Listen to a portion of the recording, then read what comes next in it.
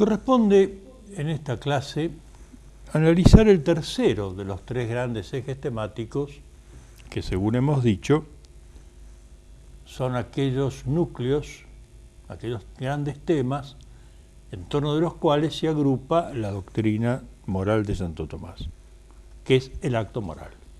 El acto moral.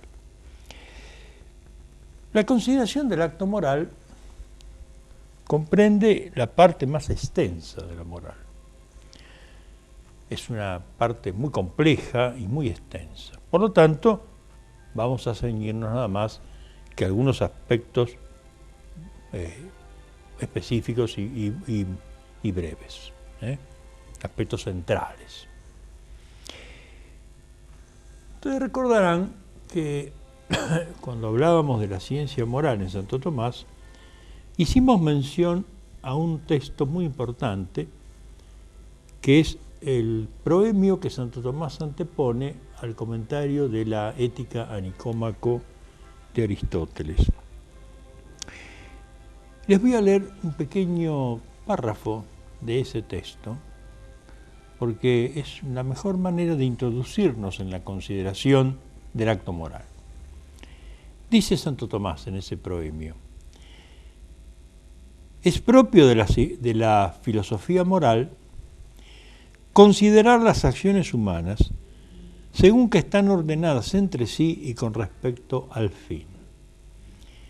Y me refiero a las acciones humanas que proceden de la voluntad del hombre según el orden de la razón. Repito, me refiero, dice Tomás, a las acciones humanas que proceden de la voluntad del hombre según el orden de la razón.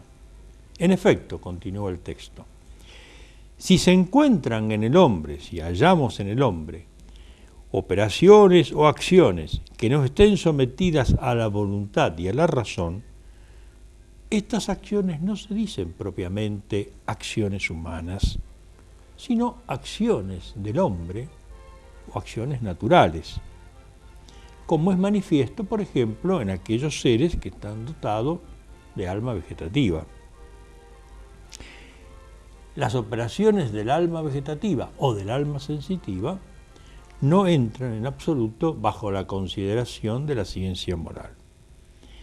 En efecto, así como el sujeto de la filosofía de la naturaleza es el movimiento o el ente móvil, así también el sujeto de la filosofía moral es la operación humana ordenada al fin, o también el hombre en cuanto que es agente voluntario que obra en vista del fin. En este texto encontramos algunas precisiones que son muy importantes. En primer lugar, Santo Tomás reitera el objeto formal de la ética. El objeto formal de la ética es el estudio de la operación humana, en tanto esta operación humana se ordena al fin propio del hombre. Pero cuando Santo Tomás tiene que definir esa acción humana, comienza por caracterizarla en sus rasgos esenciales. Es aquella acción humana que procede de una voluntad ordenada por la razón. Santo Tomás aquí está distinguiendo algo que después va a distinguirlo de una manera más específica en otros textos, que en el hombre encontramos dos clases de acciones. Encontramos aquellas acciones que son propiamente humanas, a las que Santo Tomás llama actos humanos, pero también encontramos otra serie de acciones que, si bien son del hombre y están en el hombre, sin embargo no son específicamente humanas, porque son acciones que el hombre comparte con otros seres vivientes, que son lo que Santo Tomás denomina los actos del hombre. Actos humanos, actos del hombre. Los actos humanos, que son propios y exclusivos del hombre, son aquellos actos que proceden de una voluntad o de la voluntad iluminada y ordenada por la razón. De este modo, el sujeto propio aquello sobre lo cual se apoya la ciencia moral a modo de sujeto, no es otra cosa que el acto voluntario humano, que es el acto propiamente humano.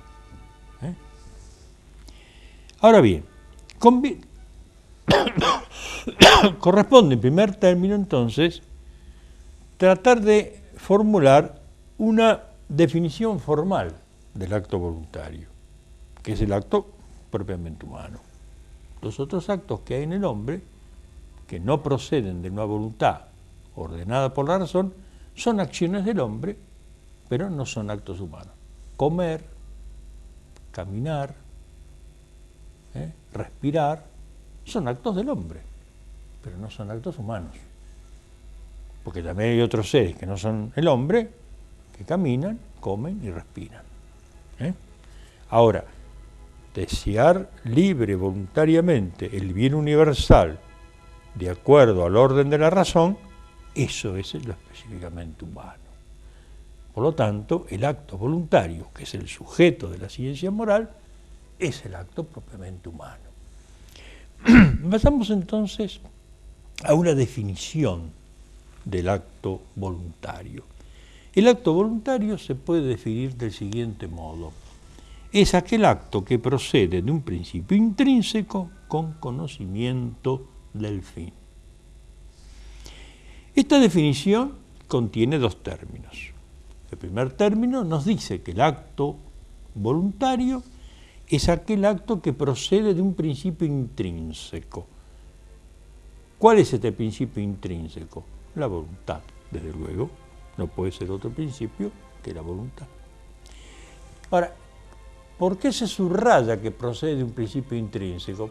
Porque es algo que procede de la propia naturaleza del hombre, procede del interior mismo del hombre. Es algo por el cual el hombre se mueve a sí mismo, no es movido de afuera. Y el segundo miembro de esta definición dice con conocimiento del fin. Esto es, el acto voluntario se realiza mediante una especificación de la razón, que es la que guía y dirige el movimiento de la voluntad hacia el fin. Este fin, la voluntad lo desea y la razón lo determina. Por eso que aquí se da aquello que en una clase anterior designamos como una cierta, entre comillas, simbiosis entre intelecto y voluntad en la configuración del acto voluntario. Estas dos grandes potencias intelectuales del hombre, que hemos visto ya en el módulo de la antropología, intelecto y voluntad, están íntimamente intrincadas, están íntimamente entrelazadas, de tal manera que en algún momento, en algún párrafo de su obra, Aristóteles hasta llega a insinuar que prácticamente sea una única potencia. Pero no. Santo Tomás, con una mayor precisión conceptual, ateniendo a que cada potencia se especifica por su objeto, distingue claramente, la voluntad se distingue de la inteligencia. La inteligencia tiene por objeto la verdad, la voluntad tiene por objeto el bien. A objetos distintos, potencias distintas. Pero son distintas, pero actúan unidas. Ahora bien, definido en estos términos el acto voluntario, cabe realizar en primer lugar una suerte de consideración que podríamos denominar psicoantropológica. Es decir, este acto voluntario, ¿de dónde procede? De la voluntad. ¿Cómo procede? De la voluntad. ¿De qué manera procede? ¿Cómo se desarrolla su dinamismo? Y en un resumen, en una síntesis, podemos decir que el acto voluntario es una auténtica síntesis funcional. ¿Por qué es una síntesis funcional? Esto un poco lo tomamos del padre Fabro, que a su vez lo toma de un gran filósofo del siglo XIX, de Brentano, la noción de síntesis funcional apunta precisamente a esto, que cuando analizamos el acto voluntario, en realidad estamos analizando el resultado, a modo de síntesis, de la puesta en marcha simultánea de todas las potencias del alma. Porque claro está, ya hemos dicho que el acto voluntario procede de la voluntad como principio intrínseco, pero en tanto implica conocimiento del fin, procede también del intelecto. Pero nosotros sabemos que en el hombre la voluntad no está sola, sino que la voluntad, en tanto es un movimiento apetitivo hacia el bien, está en relación con otras potencias apetitivas inferiores. El apetito sensitivo, por ejemplo, el apetito concupiscible, el apetito irascible, tienen una suerte de relación recíproca con el apetito superior, que es la voluntad. Esto Santo Tomás lo trata de manera extensa y muy detallada en la antropología o en la psicología. De manera que la voluntad no es un apetito solo desencarnado en el hombre, no, de ninguna manera. Ahí donde la voluntad se mueve, ella está acompañada por el movimiento de las potencias inferiores. ¿Y el intelecto? Pues el intelecto es aprehensión de la verdad. Muy bien. En este caso corresponde al intelecto la aprehensión del fin, el conocimiento del fin en tanto es fin, en tanto tiene la razón formal de fin. Pero también nosotros sabemos que tampoco el intelecto está solo en el hombre. En el proceso del conocimiento humano, el intelecto no actúa solo. El intelecto actúa en conjunto con las otras potencias cognitivas inferiores. Y si en el acto apetitivo es muy importante el papel que juega la sensualidad, es decir, el apetito concupiscible e irascible en relación con la voluntad, como acabamos de decir, lo mismo pasa en el orden del conocimiento. La acción de los sentidos cognitivos, tanto los sentidos externos, los clásicos 5 sentidos, como los sentidos internos, juegan un papel fundamental en el proceso de conocimiento. Y dentro de los sentidos internos, que tiene que ver muchísimo con la parte moral precisamente, hay un sentido interno que juega un papel fundamental, un papel central, que es el sentido que conocemos como cogitativa o estimativa. La cogitativa o estimativa es ese sentido interno que capta contenidos de valor, es decir, que valora las situaciones, analizando y determinando a nivel sensible, no a nivel racional, a nivel sensible, qué es lo conveniente y no conveniente, qué es lo nocivo y lo que no es nocivo, qué es lo que produce tristeza o produce alegría, qué es lo que atrae o lo que rechaza.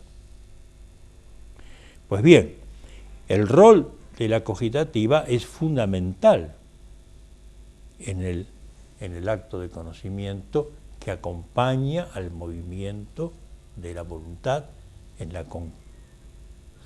la configuración del acto voluntario. De manera entonces que en el acto voluntario se dan una serie de momentos en los cuales la voluntad y el intelecto, pero cada una de ellas a su vez acompañada por los apetitos inferiores o por los sentidos internos o externos, se van como alternando.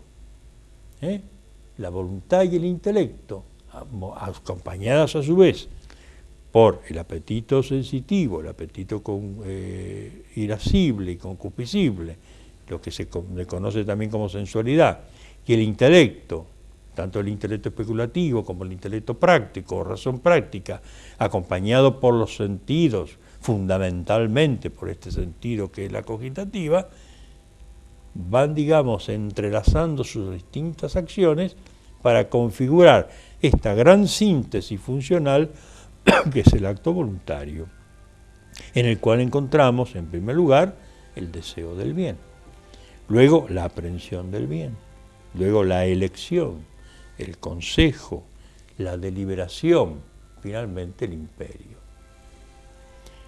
No vamos a extendernos mucho en esto porque ya lo hemos visto de alguna manera en la antropología y esto puede consultarse en cualquier texto de antropología general. Muy bien, puesto que hemos hablado del papel que la sensualidad juega en la configuración del acto voluntario, no podemos dejar de mencionar un fenómeno altamente significativo en nuestra vida psicológica y también moral, que es el tema de las pasiones. Las pasiones son movimientos específicos del apetito sensitivo, tanto sea el concupiscible como el irascible. Las pasiones juegan un papel muy importante en la configuración del acto voluntario. Por eso Santo Tomás, en la primera parte de la segunda parte de la Suma, le dedica a las pasiones un lugar bastante extenso. Varias cuestiones están dedicadas al estudio de las pasiones en general y de las pasiones en particular. El acto voluntario, por lo tanto, resulta de una exquisita complejidad y de una gran plasticidad.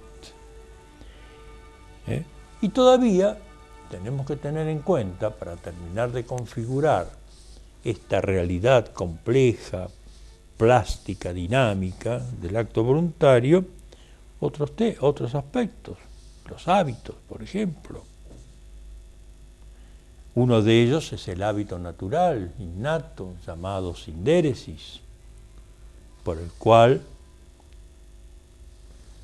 tenemos una suerte de conciencia innata de que debemos procurar el bien y rechazar el mal, aun cuando todavía estas nociones de bien y de mal estén en un estadio muy embrionario, muy primitivo.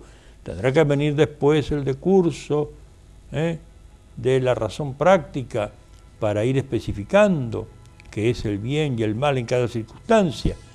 Pero ya hay como, digamos, un primer principio innato en nosotros de que el bien debe ser siempre querido y el mal debe ser siempre rechazado.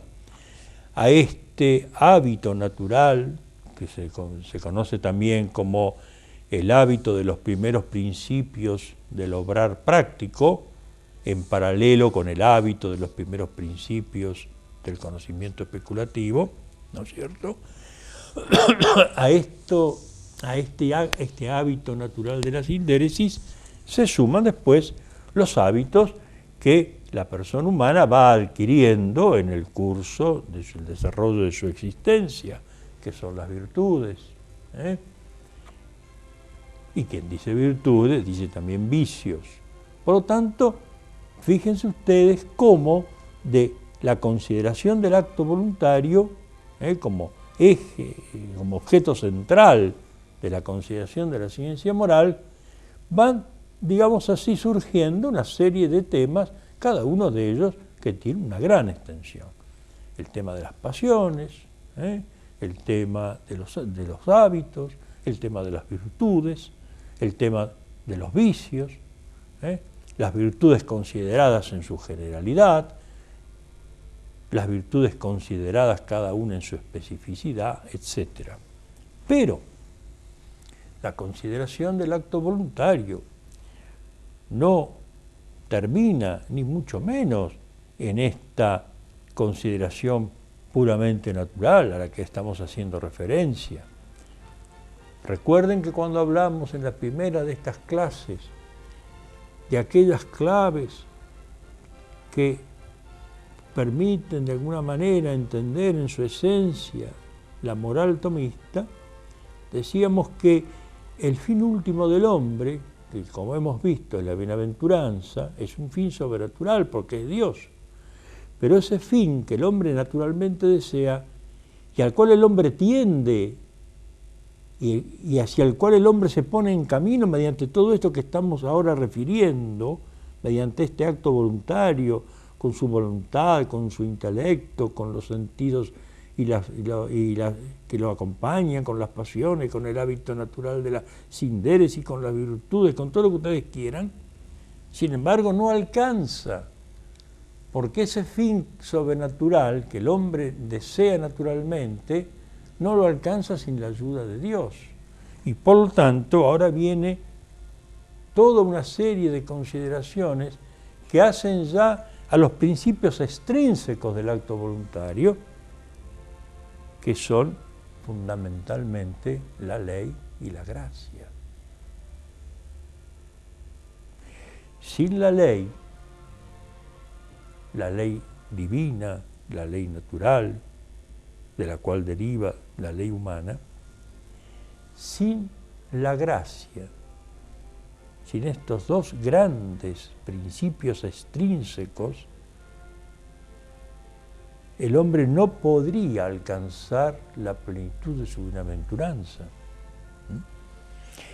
De manera entonces que cuando nos acercamos a la consideración del acto voluntario en su consideración, que ahora podemos decir psicoantropológica, teológica, vemos que el acto voluntario es una realidad sumamente compleja, de una exquisita complejidad, sumamente plástica, en la que todo el hombre interviene en su naturaleza y en la que Dios interviene a través de estos dos grandes instrumentos de su infinita bondad, que es la ley divina que ha sido revelada, la ley natural que ha sido impresa por Dios en el alma del hombre y de la cual deriva la ley humana y finalmente la gracia que viene por Jesucristo. Y por eso Santo Tomás ha puesto al lado de las virtudes naturales las virtudes infusas y ha puesto las virtudes teologales y ha puesto algo más, ha puesto los dones del Espíritu Santo. Con los dones del Espíritu Santo concluye la consideración de los actos humanos en Santo Tomás. Estos dones del Espíritu Santo, ¿qué son? Pues son como mociones, mociones que el mismo Dios en cuanto a Espíritu Santo, la tercera persona de la Santísima Trinidad, son mociones directas por las cuales el alma humana, el hombre, es llevado hacia ese fin último que lo espera más allá de esta vida y que es el fin propio de la criatura humana. Muy bien. Esta sería entonces una primera, muy abuelo de pájaro, consideración psicológica, antropológica y teológica del acto voluntario. Pero el acto voluntario, estudiado en su exquisita complejidad, requiere todavía un segundo esfuerzo. Y es el tema de la especificación moral del acto voluntario. ¿Cómo se especifica moralmente un acto voluntario? Bien, el acto voluntario es todo esto que hemos muy sucintamente dicho. Toda esta compleja trama, toda esta realidad, este fenómeno de esta exquisita complejidad y plasticidad. Pero ahora corresponde que ese acto voluntario sea cualificado moralmente. Es decir, debemos establecer cuándo un acto voluntario es moralmente bueno, o moralmente malo, o moralmente indiferente. De eso se trata en definitiva. De manera que, después de abocarnos al estudio del acto voluntario en toda su complejidad psicológica, antropológica y teológica, ahora corresponde analizar el acto voluntario según que este acto puede ser especificado moralmente en bueno, en malo o indiferente. Muy bien. La bondad o maldad moral de un acto voluntario se funda en la bondad o maldad metafísicas del acto voluntario. ¿Qué quiere decir esto? Quiere decir lo siguiente: cada cosa tiene tanta bondad como tiene de ser. Cada cosa tiene tanta maldad cuanto tiene de no ser. Hay un texto de Santo Tomás que está en la cuestión 17, artículo 1, de la primera parte, de la segunda parte de la Suma, cuestión que trata precisamente de la bondad o malicia de los actos humanos, donde Santo Tomás comienza diciendo esto. Atiendan bien. Se debe decir, dice Santo Tomás, que toda acción tiene tanto de bondad cuanto tiene de ser, y que en la medida que le falta algo de la plenitud de ser, que le es debido, en esa medida le falta bondad. Es decir, ¿cuánto tiene de bueno una acción humana? ¿Cuánto tiene de ser? ¿Cuánto tiene de malo una acción humana? ¿Cuánto defecto tiene respecto del ser? Esta entonces es una suerte de basamento metafísico o ontológico de lo que va a venir después, que es la bondad o la maldad en la perspectiva específicamente moral.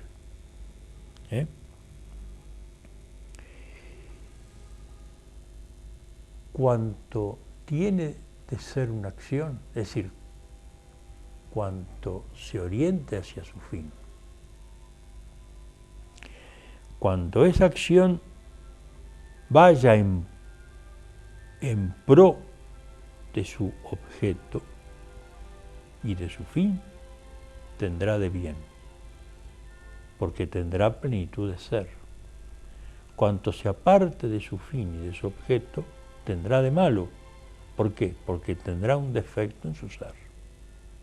Hay pues un correlato directo entre la bondad y la maldad ontológicas y la maldad o bondad morales. Y Santo Tomás distingue un triple modo de especificar moralmente las acciones humanas. La primera especificación, dice Santo Tomás, de las acciones humanas es en razón del objeto. Es decir, ¿cuándo decimos que una acción humana es buena o es mala? Pues, como acabamos de decir, que el bien y el mal están en relación con el ser o no ser, y el ser o no ser de una acción humana está en relación con su objeto, pues la primera, esencial, universal, especificación moral del acto voluntario es aquella que tiene que ver con su objeto. Sencillamente dicho, si el objeto es bueno, la acción es buena. Si el objeto es malo, la acción es mala. Si el objeto es indiferente, la acción es indiferente. Por eso, en un texto posterior que venimos citando, artículo 2 de la cuestión 18 de la Prima Secunde, Santo Tomás dice claramente que la primera y universal especificación de las acciones humanas viene dada por el objeto de las acciones humanas, por el objeto. Muy bien. Esta es entonces la especificación universal, primera y esencial. ¿Por qué? Porque esa es la esencia misma del acto humano. El objeto tiene que ver con la esencia misma del acto voluntario. Por lo tanto, tener en cuenta la bondad o no bondad del objeto hace a la bondad o no bondad esencial, universal del acto. Pero nosotros el acto voluntario no solamente lo podemos considerar en su universalidad y por lo tanto en relación con su objeto, ese acto voluntario también lo podemos considerar en tanto es un acto voluntario particular de un sujeto determinado en una situación determinada. Y ahí las cosas adquieren una matización muy interesante. ¿Por qué?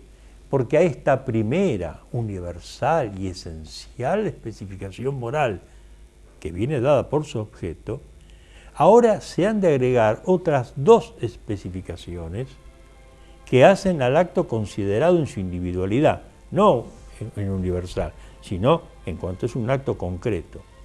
Y esta otra dos especificaciones tienen que ver con la intención del que obra, es decir, con el fin de la gente, y con las circunstancias. Pongamos un ejemplo. Dar limosna, considerado en la primera especificación, universal y esencial, ¿es bueno o es malo? Es bueno, diremos. Es bueno. Dar limosna es bueno, sin duda. Pero supongamos que alguien dé limosna no porque le interesen los pobres, sino por vanagloria. ¿Ese acto es bueno? El fin, la intención, la intentio agentis, o el fin de la gente, ¿cómo cualifica ese acto objetivamente bueno? Ya no es bueno. Porque si la intención de la gente, de esta gente concreto, particular ahora, es dar limosna para que la gente lo alabe, por vanagloria, ya ese acto carece de bondad, aunque su objeto sea bueno. Ahora, sigamos con el mismo ejemplo. Supongamos que dar limosna es objetivamente bueno y la intención de la gente sea buena, sea realmente socorrer al pobre, pero supongamos que las circunstancias son tales que si yo doy limosna, desatiendo a un pobre, desatiendo la necesidad de un hijo. Estoy en una condición económica tal que si doy limosna, aún con la mejor buena voluntad para atender a los pobres, pero dada una situación, la circunstancia, me encuentro en una circunstancia tal en que esa limosna implica dejar a mi hijo sin comer, evidentemente, aun cuando el objeto del acto es bueno, el fin de la gente es bueno, las circunstancias no son adecuadas. De manera entonces que, fíjense ustedes, el profundo realismo moral de Santo Tomás, o de la moral tomista, ¿no? Es decir, no basta la bondad universal del objeto. Se requiere también la bondad en cuanto a la intención de la gente y se requiere también las circunstancias adecuadas. Por eso que para categorizar en bueno, malo o indiferente un acto voluntario, se debe tener en cuenta esta triple especificación moral. Repito, primera, universal, esencial, que viene dada por el objeto. La segunda, accidental, subjetiva, particular, que viene dada por la intención de la gente o el fin de la gente. Y la tercera, también accidental, que viene dada por las circunstancias. Por eso hay un aforismo latino clásico que define y resume toda esta situación y dice así: bonum ex integra causa malum quocunque defectum. ¿Qué quiere decir? Quiere decir que el bien procede de la totalidad de las causas. Para que un acto moral, un acto voluntario sea moralmente bueno, se requiere la triple bondad que hemos dicho. Pero basta que una de esas bondades falte para que el acto sea malo. Por eso dice el aforismo latino, malum uno quoque defectu. Es decir, el mal procede de un solo defecto. Pero el bien necesita de la integridad de las causas. Y esto le da a la moral tomista un realismo humano, una plasticidad realmente extraordinaria. Y nosotros solamente aquí dejamos esbozada. Ahora bien, ¿cómo determinamos nosotros en cada una de estas tres especificaciones cuándo el objeto del acto es bueno, cuándo la intención de la gente es buena y cuándo las circunstancias son buenas? Bueno, aquí entran en juego entonces dos elementos fundamentales que están en relación directa con todo esto que venimos analizando. ¿A la luz de qué nosotros determinamos acerca de la bondad o no bondad del objeto de un acto? Que, como dijimos, es la especificación universal, esencial, etc. Bueno, ¿aquí de qué nos valemos? ¿Cuál es la luz que ilumina nuestro discernimiento para saber si el objeto de un acto es realmente bueno o no?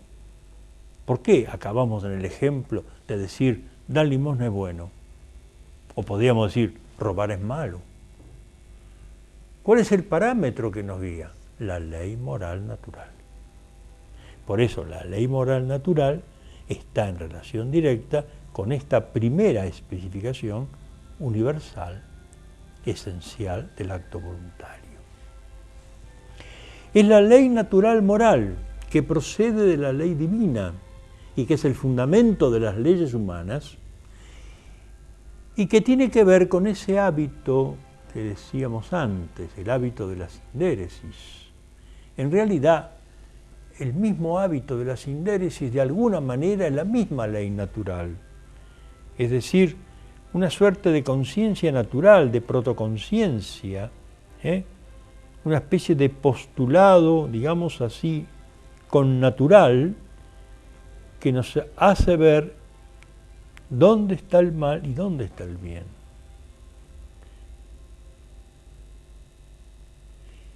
La ley natural, de la cual deriva el derecho natural, es en esencia esto. Por supuesto, este tema merece un desarrollo más que extenso, que está totalmente por fuera de las posibilidades de nuestro objetivo actual. Pero la ley natural, en definitiva, se resume en esto. Son uno o dos postulados que están innatos en nosotros, por lo cual sabemos que ciertas acciones son buenas y ciertas acciones no son buenas. Esa ley natural no es otra cosa que la participación en la criatura racional de la ley eterna de Dios. Y esa ley natural debiera, por lo menos, no, desgraciadamente no lo es, pero debiera ser el fundamento de todas las leyes humanas. La ley natural moral, entonces, es la luz que nos permite discernir acerca de la bondad o no bondad del objeto de un acto. Y en cuanto al fin de la gente, es decir, aquello que tiene que ver con las otras dos especificaciones, el fin de la gente y las circunstancias, ¿cuál es la luz que nos permite ver hacer y discernir la bondad de la intención o la propiedad y adecuación de las circunstancias. La conciencia moral. Otro gran tema de la moral tomista, la conciencia moral. La conciencia, dice Tomás, es un acto, no es un hábito ni es una potencia, es un acto. Y es un acto de conocimiento concomitante. Conciencia quiere decir conocimiento concomitante. Conozco que conozco. Ahora, en el caso de la conciencia psicológica, cuando un objeto entra en mi foco de conocimiento, yo al mismo tiempo que conozco el objeto, tengo conciencia de que conozco, de que estoy conociendo. Esa es la conciencia psicológica. Pero en el orden moral, la conciencia tiene que ver con una comparación de mi intención o de las circunstancias que me rodean respecto de la ley moral. Es decir, esto que yo aspiro o estas circunstancias en las cuales me muevo, ¿son conformes o no conformes con la ley moral natural? Por eso tampoco la conciencia es absoluta en Santo Tomás. No es una conciencia que está, digamos, puesta como instancia suprema, como en otros sistemas morales. No, la conciencia es fundamental, juega un papel fundamental en el discernimiento, pero la conciencia se nutre, en definitiva, de una luz superior a ella, que es la luz de la ley moral natural. Haciendo una comparación, diríamos que la ley natural es como el sol, que tiene luz propia, mientras que la conciencia también alumbra. La conciencia también es una luz, pero es una luz refleja. La conciencia, cuando es recta, obviamente, estamos hablando de recta conciencia, la conciencia no es otra cosa que una luz que alumbra nuestras intenciones, nuestras motivaciones, que son a veces tan complejas y tan difíciles de discernir, que alumbra el complejo entramado de nuestras circunstancias, pero es una luz derivada. Es una luz, sí, desde luego, y muy importante, pero es una luz derivada de otra luz primera, que es la luz de la ley natural, que en definitiva no es otra cosa que la participación en la criatura humana de la ley eterna de Dios. De manera pues que, teniendo en cuenta todas estas cuestiones que hemos analizado, nos encontramos con que la especificación moral del acto voluntario reposa sobre esta también compleja y plástica articulación de ley moral natural y conciencia moral. Muy bien.